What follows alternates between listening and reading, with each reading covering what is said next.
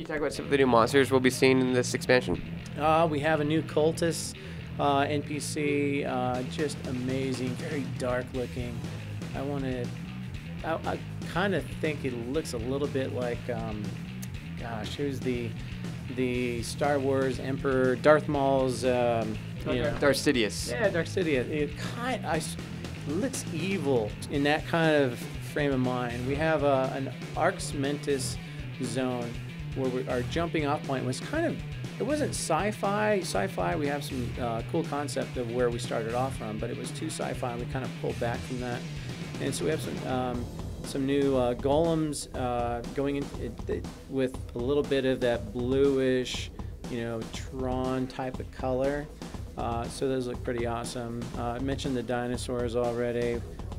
Tons of new NPCs, and of course, we have some NPCs from the current game right now as well. So talk about this art piece you debuted here at SOE Live, a commission for the EverQuest 15 years anniversary. All right, so this is one of my favorite pieces. I love this piece. This is a 15th anniversary release that we did, and everybody here attending SOE Live is actually getting a copy of it. It's pretty cool. It is a scene that incorporates and kind of commemorates all the classic locations of EverQuest all throughout NORAD. So you've got Caladim. I think he's right behind me. We have that area. Unrest. We've got Fell with Kelathan, Freeport, Spires, Fear Gate. So we have all these classic locations in one just beautiful art piece. So, and then also we have the an SOE EverQuest, Year of EverQuest meet and greet on Saturday. So if they want to bring that to get autographs, meet past and present developers from EverQuest, they can get EQ stuff signed there. Tell me how advances of technology have helped you improve EverQuest. Advances in technology. Well, it's a game that's 15 years old, and we have tech that is old, and we do our best. Every year or so, there's something to always improve upon, increase. Change something in our engines. Sometimes that might take away from actually doing content, so we have to balance it well.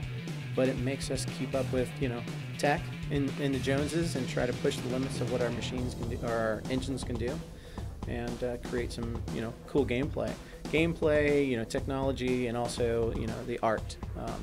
Our NPCs and our environment art are just incredible looking. So, and we have some art that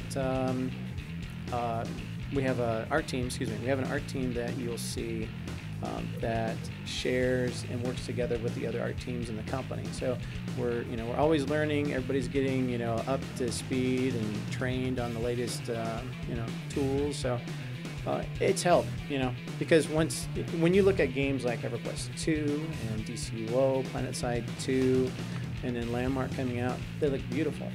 So we're always trying to compete for that look. Players play our game for the way it looks mainly, for the way the gameplay is, and we're trying to improve the art look every day. So talk about how you guys decide what goes into an expansion when you guys are deciding on the next EverQuest expansion. Talking about the process of how to design. Yeah, like how you guys decide, okay, which characters are going to have, what zones are we going to focus on, that kind of stuff. That's well, it kind of starts back with our design team, and actually we're doing something similar right now where we start talking about where we are in the game right now. Is there anything that is just amazing that we should probably keep telling the story about that players love? So we look at many different angles, many different ideas from everybody on the team. Everybody comes up that has an idea. If they have that passion, they really want to tell something, it's amazing what they'll come up with. Like, hey, what about this from back then? We had storylines with these characters, and it kind of stopped, and I thought that was some of the greatest content we had way back then. So you get a lot of passion pitches, and then we start to kind of balance out to what we think is the best gameplay we can build around it. And not everything goes away, though. If we pick one, we don't throw the other ones away. Sometimes we're like, what? The following year we might pull those out again. And then if there are new ideas, we balance those out and try to pick the best gameplay.